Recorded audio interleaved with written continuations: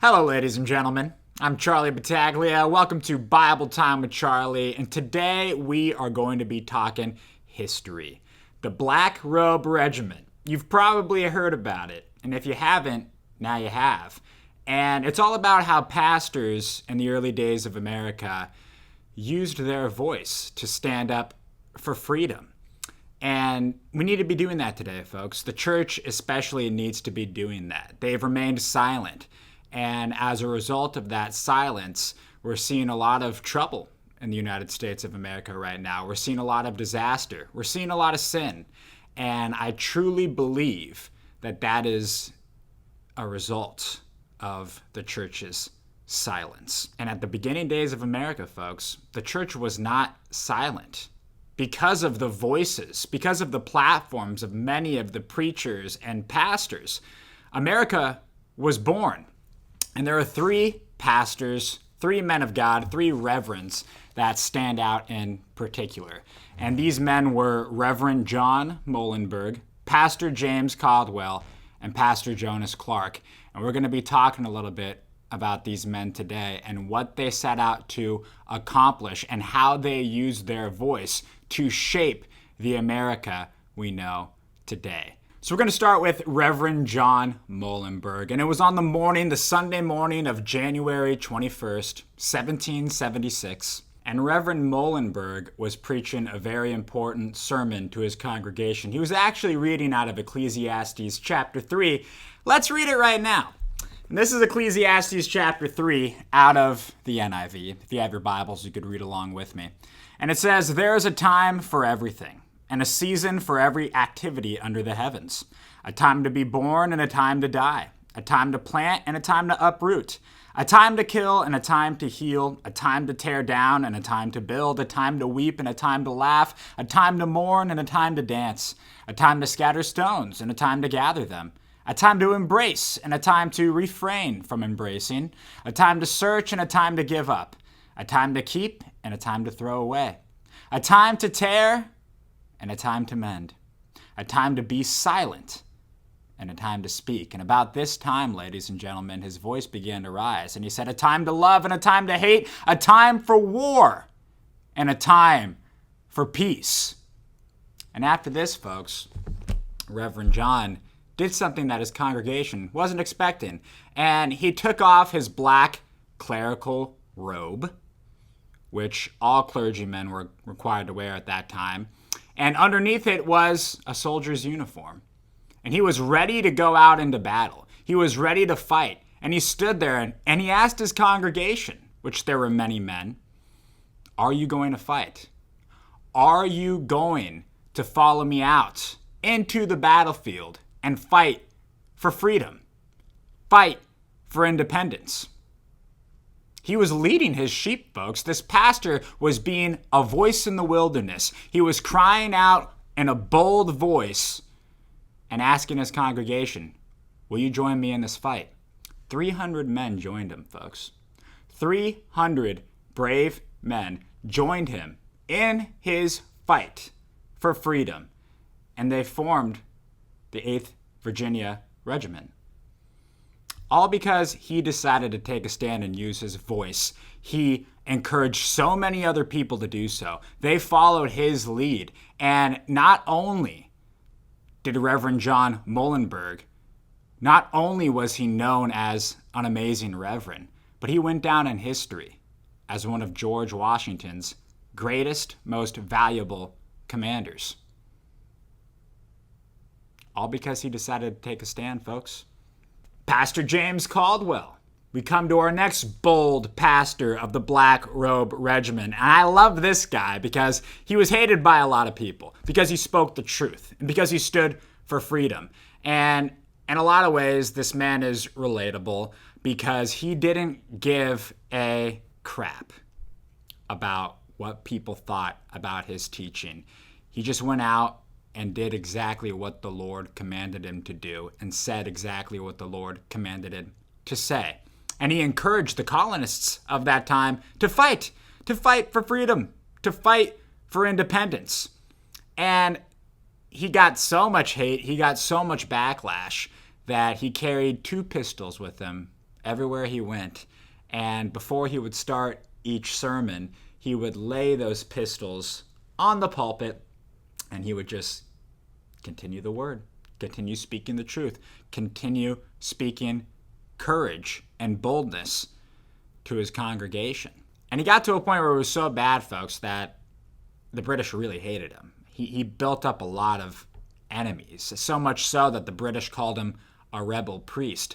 And we need more rebel priests these days. We need more rebel pastors. We need more pastors out there who are willing to take a stand against the tough issues. We need more pastors who are willing to talk about homosexuality. We need more pastors who are willing to talk about abortion. We need more pastors who are willing to stand up for freedom, folks, because let me tell you, it may not look like it right now, but if you're not careful, and if you don't use your voice in such a time like this, you could lose your freedoms.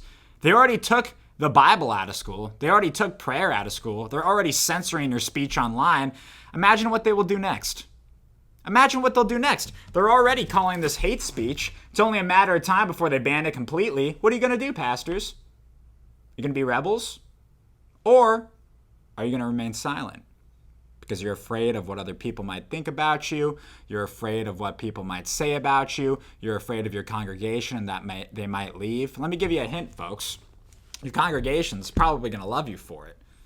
These pastors in the Black Robe Regiment who took a stand, their congregation appreciated it. They loved it. Sure, there were some who left and they were offended, but the ones who stayed fought.